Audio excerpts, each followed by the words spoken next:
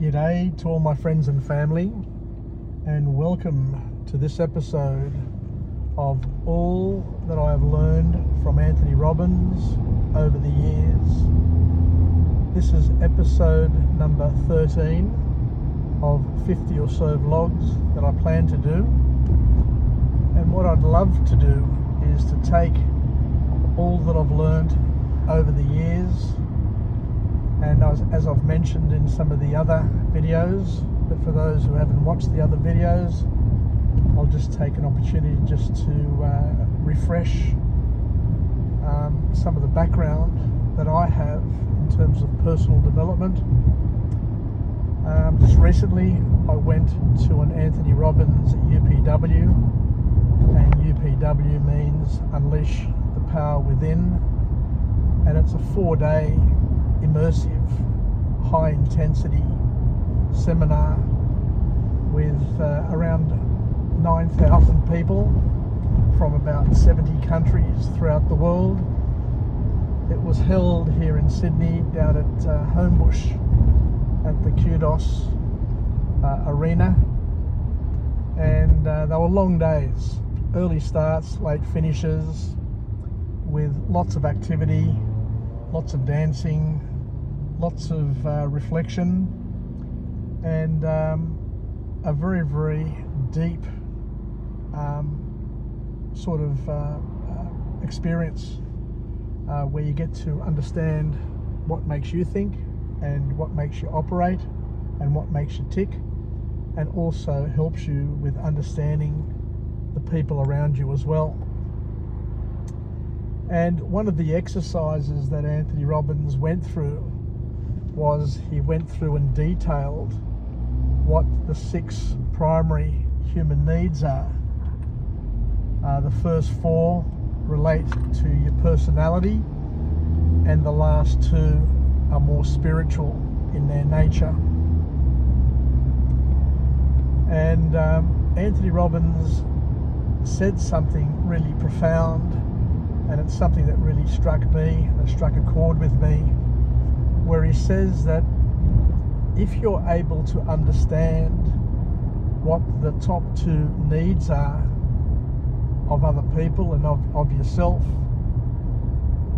then by knowing them and also knowing their sequence, which is the highest one, which is the second one, and if you can try and assess the weighting that people place on each of those needs, it will give you great insights into who they are and how they operate as a person. But it also gives you tremendous insights into what sort of challenges those people will face in their lives, because each human need also has its vices, has its problems. It's compatible with other needs, but it's also incompatible with other needs. So you need to ask yourself a few questions along the way. And it gives you also a visual into the culture of that person and the culture of yourself by understanding what those key needs are. And then the other beauty of the 4-day weekend was you get to do some workbook activities, and you also get to be put into groups of 4 people or 3 people, and we're talking about complete strangers. We're not talking about going to a seminar with your family or with your work peers or your school buddies or the people that you know very well. We're talking about sitting down and talking about some very, very deep and confronting sort of topics with people who are complete strangers, where you share with them and they share with you. And it's quite liberating to be able to do that, because you can tend to be a lot more honest with people who don't know you than with people who do know you, because you've got nothing to gain and nothing to lose by saying the truth to somebody who's a complete stranger, somebody who could be from Queensland, for example, or could be from Singapore, or from any other country in the world, given that there were 70 countries, I think it was 69 countries represented at this weekend seminar. And Anthony Robbins asks everybody to think deeply and to try and sequence, where possible, their personal and their spiritual needs, their 6 needs. And he says the sequence is very, very important because, and he uses an example where you can use the same sentence, but if it's sequenced differently, it's got a different meaning. Now you can say, the dog bit Johnny, and it means something completely different to saying that Johnny bit the dog. So the sequence of things is important, is one of the key points that he makes. And you write it down, and then what he does, he gets everybody to have a think about what their driving needs are, or what their driving needs have been over their lives, and you put them in order as best you can, and then you try and weight them. And then following that exercise, after you've had a bit of a chit chat to the other people and found out what their needs are and what your needs are and how they're sequenced and how they're ordered, then he asks people to then take those 2 primary driving needs that you've tried to fulfill all your life for whatever reason. Now, he doesn't ask the reason why you've got those there. They're there for a reason, and that reason may have served you and may not have served you. But he says, then take those 2 basic needs that you have, and then ask yourself, by focusing all your effort and all your energy being obsessed about these sorts of things and worried about these things all your life, what does it actually cost you in terms of your friendships, your relationships, your ability to find peace in your world, to get things done, to be fulfilled, to be satisfied, and all of those things. And then he asks the other question. Not only ask yourself what it's cost you to date in terms of your own peace of mind and your ability to get things done in your life. He also asks what have been the consequences of having these things prioritized in the way that they're prioritized. And then after we've had a bit of a chit chat about that and a deep think about that, and as I say, it is confronting, because you need to be honest to yourself and honest to the others around you. And for most people, they haven't had a chance in their lives to basically look in the mirror and see who they are, what they've been doing, and whether or not what they've been doing is something that is the best decision that they've made in their lives, or if they're just doing things just for the sake of doing them, just because others expect them to do what they do. And then he goes around the room and he asks people, based on the different needs, to put their hands up, and he just goes through the list of needs, and then he does an assessment around the room, and he says that the Australian audience, or the people who were here in his Australian audience, not necessarily just Australians, because there's people from all over the world, he says that people are pretty consistent across the world, across cultures, in terms of what their primary drivers have been. And he says for most people, certainty and significance tend to be the dominant top two for most people. So what we're saying is that people crave for certainty in their lives. It's so important, and as we mentioned in the previous vlog, that people will prefer to forego pleasure in order to not have pain in their lives. In order to gain certainty, they're willing to not risk anything in order to have certainty. And for many people, significance is also a key driver. Being recognized, being number one, being respected, or being somebody who is famous for whatever it is. And he also mentioned that other statistic that men crave significance more than anything else, and it goes hand in hand with testosterone.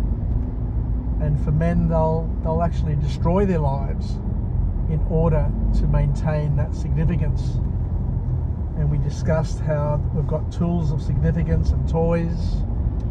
Some of the toys are the vehicles that people drive, the watches that they have on their wrist, the jewelry, the title that they have, the trophies that they have in their world, the trophy wife, the trophy mistresses, the trophy children, trophy friends, all of those things, all of those accessories are examples of significance, helping people not only feel significant, but also to express the fact that I am a person of status and significance to other people who don't know them.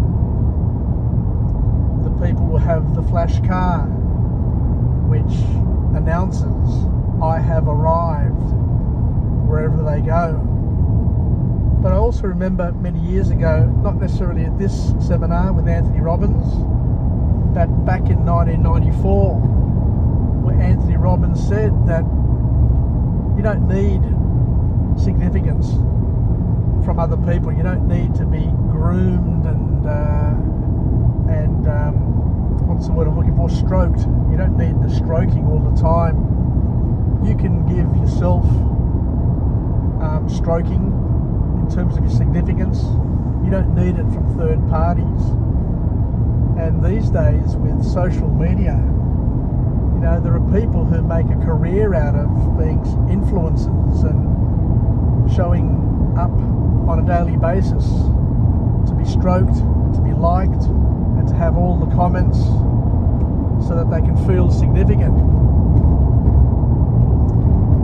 But he said that there is a big downside to being significant, because being significant means that you always have to be competing with other people. And whilst competition is great, competition also drains family members. It drains friendships. Fair enough, you can have the banter and keep each other honest for a certain amount of time. But if you're always trying to be the best at somebody else's expense, and we know that we have people in our lives who want to be the best,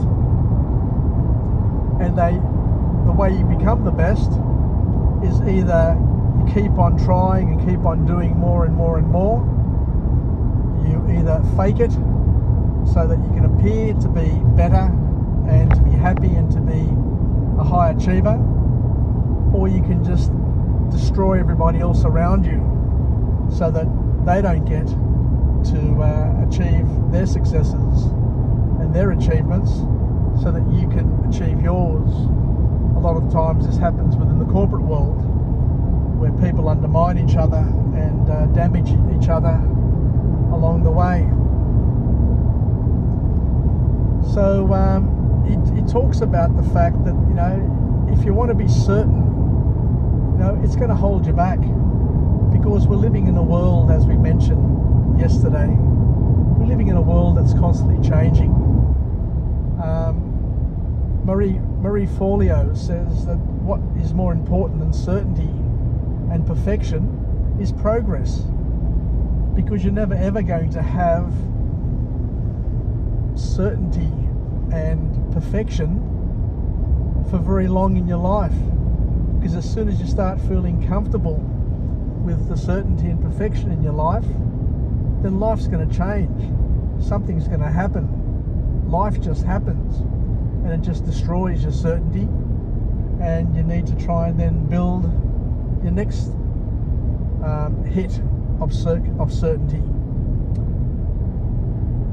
And after Anthony Robbins goes around the room and asks everybody what their dominant two was leading into this session, and then he gets people to look in the mirror and to consult their future self 1 year, 5 years, 10 years, 20 years, 30 years from now. And he gets you to ask your future self, what is the pain that you're going to create if you don't change? I remember when I was working at IBM years ago, and my manager then, Greg Gleason, who first got me into personal development, said to me one day, he says, "James, if you don't change," and he was talking to a James back then who was 30 years of age, father of two, went to a private school, was pretty arrogant and pretty proud of himself and pretty cocky as well. And I was doing martial arts. I was ticking all the boxes, so I was pretty happy with myself. And from a career perspective, I was working for the best company in the world back then, in the mid-80s, sorry. IBM from 85 to 90 was considered to be one of the best companies, best corporations in the world, the most admired corporations in the world. And career-wise, I was going pretty well as well. I was doing well, working long hours, delivering some pretty good results. And he said, "James, unless you change," and listen to this because this is really powerful. He said, "Unless you change, you're going to end up where you're heading." And then he was silent. Unless you change, you're going to end up where you're heading. And I sat and thought about that. And I said to myself, what does he mean by that? And it hit me like a ton of bricks. You're going to end up where you're heading. Because all of a sudden, that little phrase, that little question, that little mirror that he popped up in front of my face got me to look at my future self. And he was saying that all the decisions that we make along the way, the things that we strive to do, the elements of our character and of our personality, if we're not honing them, if we're not conditioning them and not making them more empowering and better, then at some point in time we're going to have a compounding outcome of all of those micro decisions that we make along the way. And he says that the outcomes aren't what did he say? He says they're not linear. It's not a linear equation. It's not 1 + 1 + 1 is a straight line. He says that when you start adding all of the consequences of your decisions together, there is an exponential sort of outcome, and that exponential outcome could be dramatically positive or it could be dramatically negative. So we need to make the right changes. We need to calibrate ourselves. We need to make the right decisions to prepare ourselves for the next decade. Because the decisions that you make in your 30s are going to dictate who you are and how you are, and the outcomes that you enjoy or suffer in the next decade of your life. So we need to be working with the future in mind. So acting in the present, knowing very well that whatever we do now is going to present ourselves in the future. Because another important thing to understand is that the future never presents itself unannounced. The problems that you have today that you sweep under the carpet, the things that you don't consider in terms of their first, second and third level consequences in the future, the less you consult your future self, then you're going to be drifting and you're going to be heading towards the rocks or the waterfall, and the closer you get to that waterfall, the harder you need to paddle to get the safety. And of course, for most people, it's too late.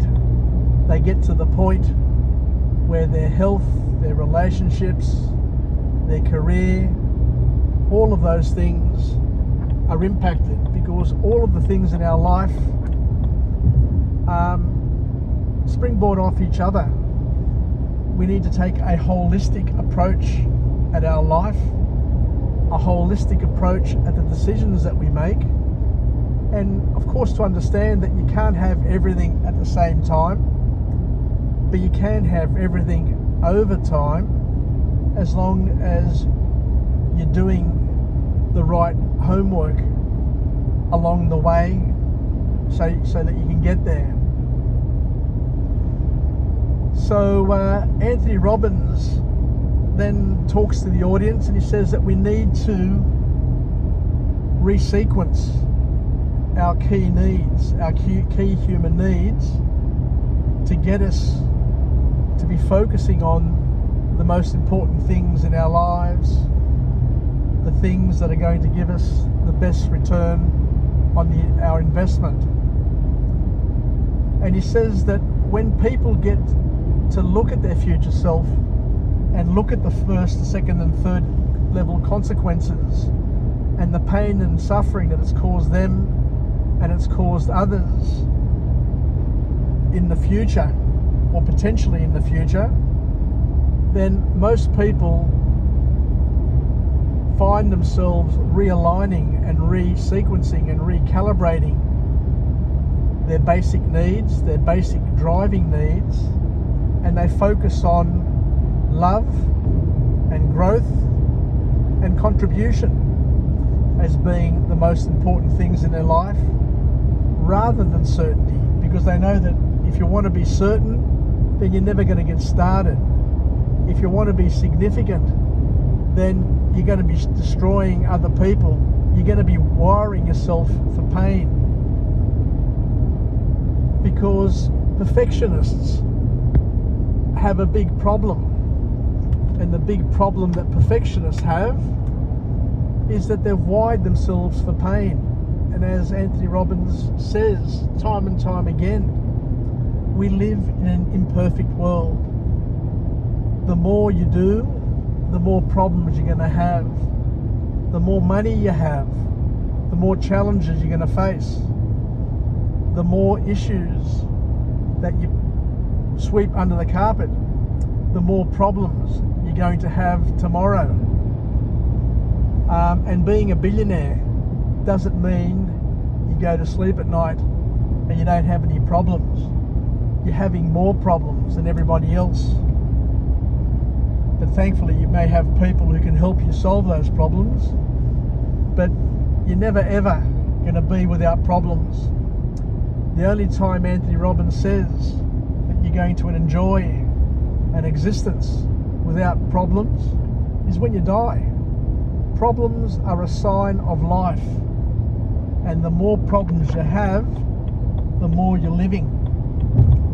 So we need to embrace, we need to welcome challenges and problems, and to know that the person who's going to become a bigger, better and more capable version of themselves, a person who's going to be able to express love, growth and contribution, is the person who's going to work with the problems that they have rather than to try and escape the problems that pop up in their lives.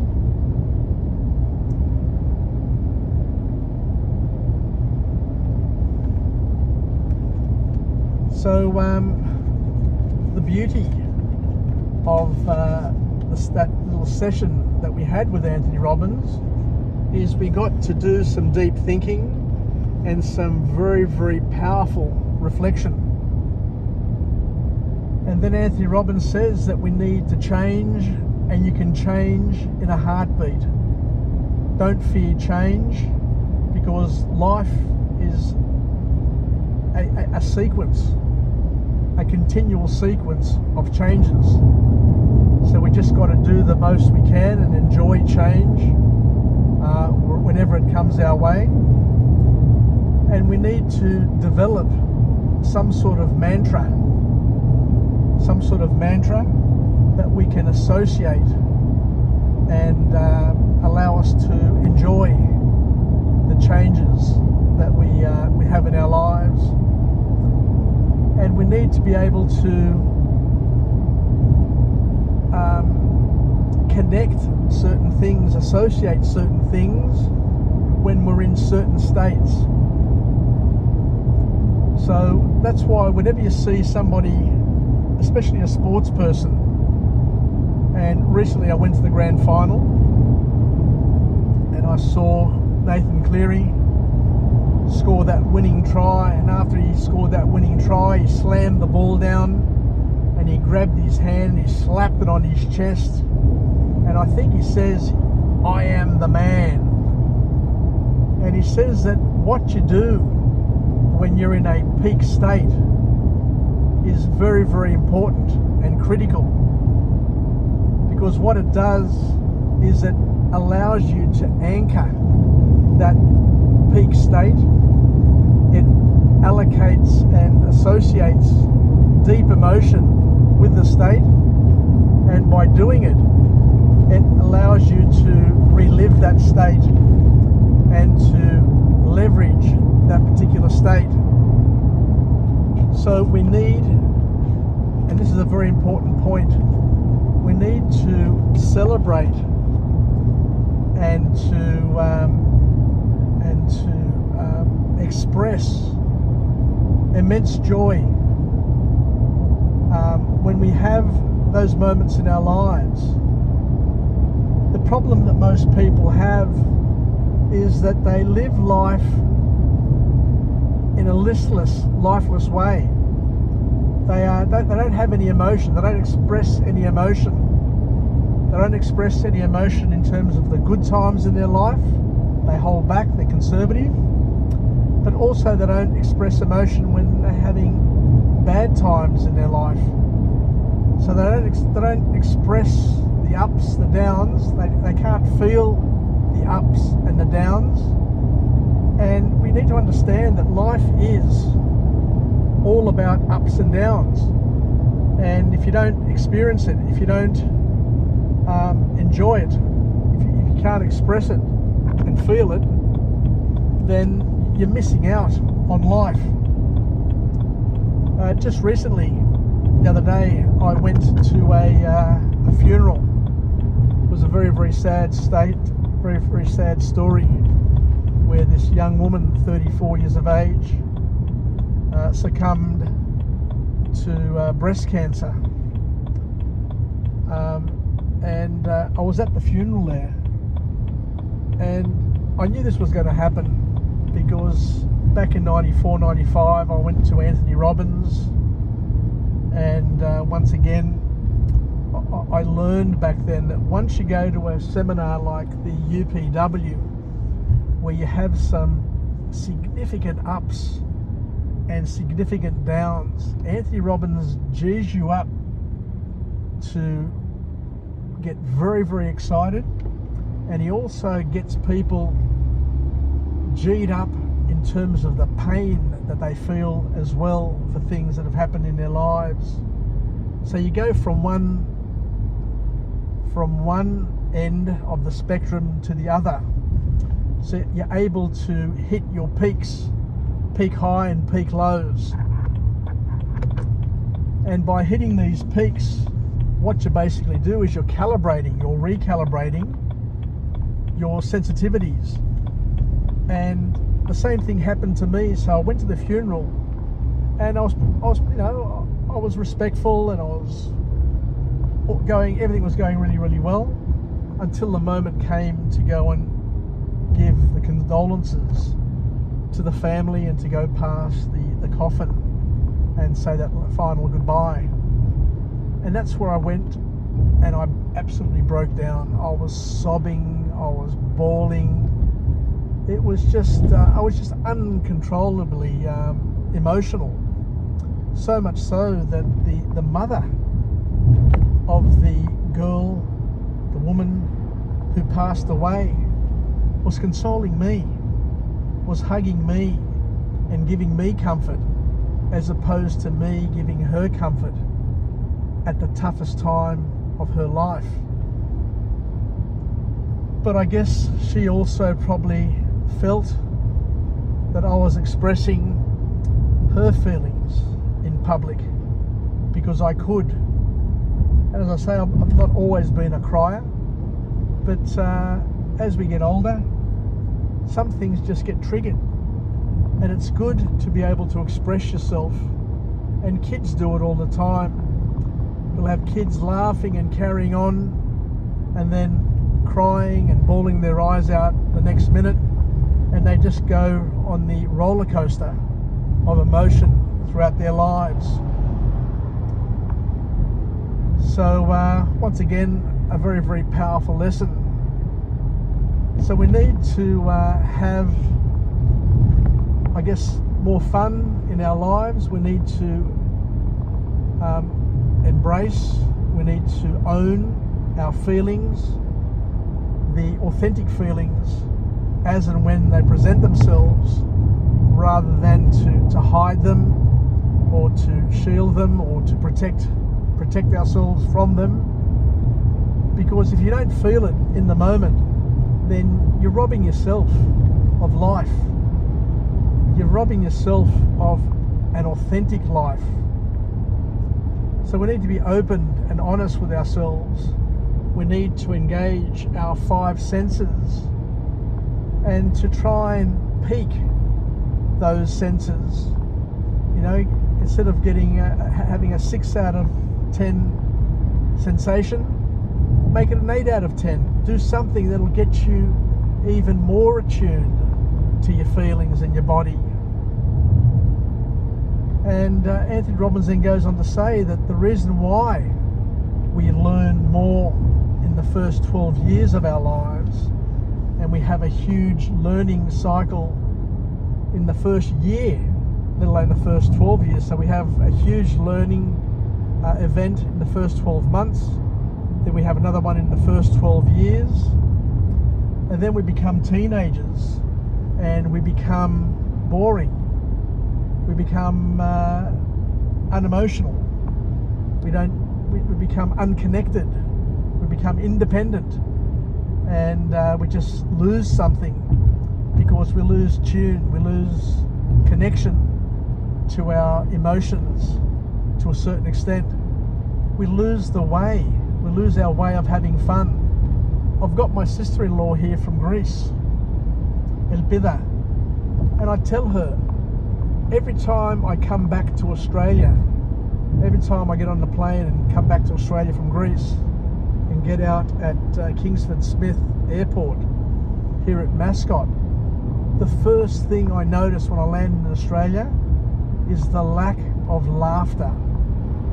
One thing about Greece One thing about Europe is the people are loud, the laughing comes from the heart, it's hilarious, and it's just something that you just appreciate when you see it, when you hear it, when you feel it. But when it's lacking, when it disappears, then it takes you by surprise, and it hits you like a ton of bricks. So the call to action from Anthony Robbins at his seminar and in all the books that he talks about is to play full out. Now, it's your life. Play full out. Go for it. And you need to do it. You need to do it, as I said, to be authentic and to get the most out of it, because we say it time and time again. God gave us the gift of life, and the least we can do is to be thankful, grateful, and make the most of creation, all of the things that He's made available to us. And rather than to look at what's wrong with our lives or what's wrong with creation, to celebrate all the great things about it. Just going along this road here, God could have made every single tree the same colour, the same size, the same pattern, the same everything, and made all people the same, and all animals the same size and the same colour. And how boring would our life be if everything was certain and everything was the same? So the reason why He's made everything different, the reason why He's made you different from me and me different from somebody else, is that we're different from each other so that we can be different for each other, to be able to supplement, to complement each other's strengths and weaknesses and make the most of what we have.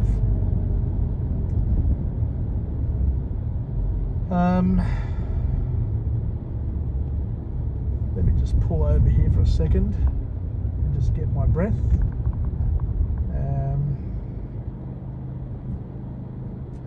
The other thing that Anthony Robbins is very, very big on as well is that we need to go full out in our lives so that we can continue to be engaged and to learn. And the art of learning is simply the attaching of the unknown to the known, adding something to what you already know.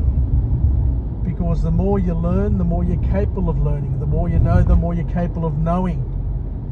So we need to do that as early as we can in our lives, and to embrace the gift of learning and to be life learners.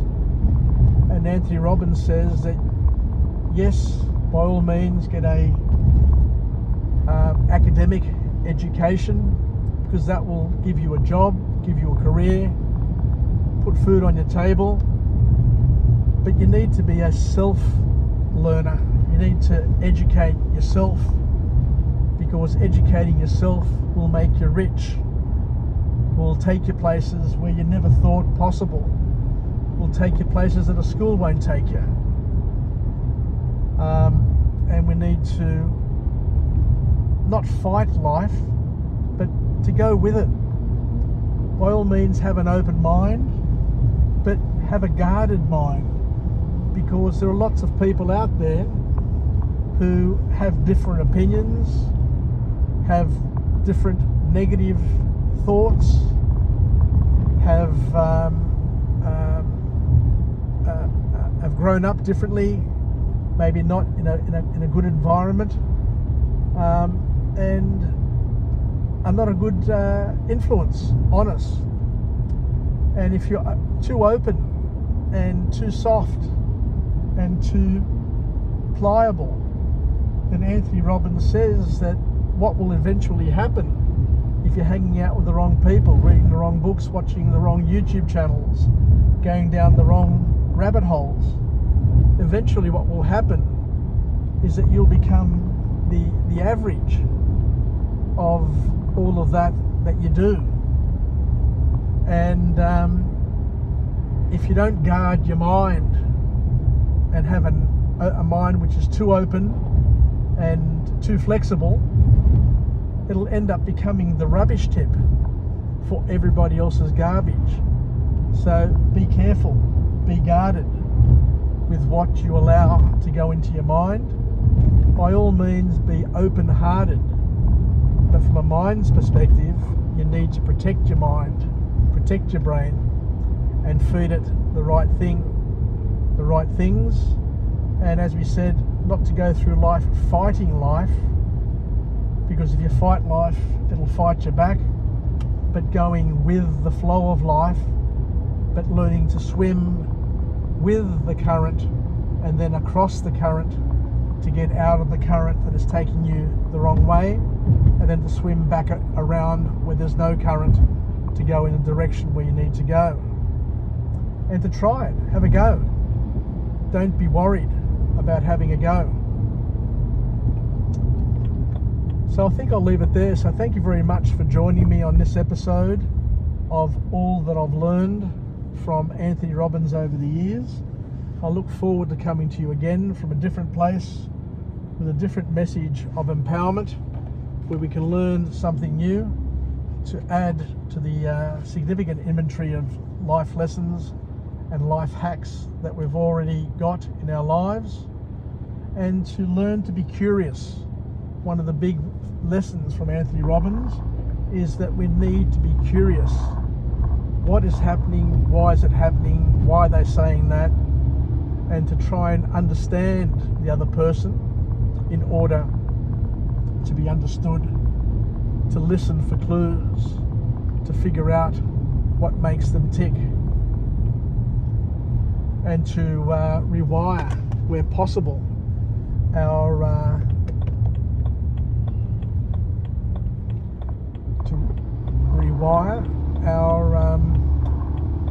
nervous system. So bear with me. So there you go. Until next time, yasas. And as Anthony Robbins also says, live with passion. And I'm just heading off to my Uncle Jimmy's place now to go and spend some time with him. And I think I'm a little bit lost now, so I'll have to get the Gregory's out, or the maps, Google Maps, to try and figure out how to get to his place from where I've ended up. Anyway, yasas, take care, and bye for now.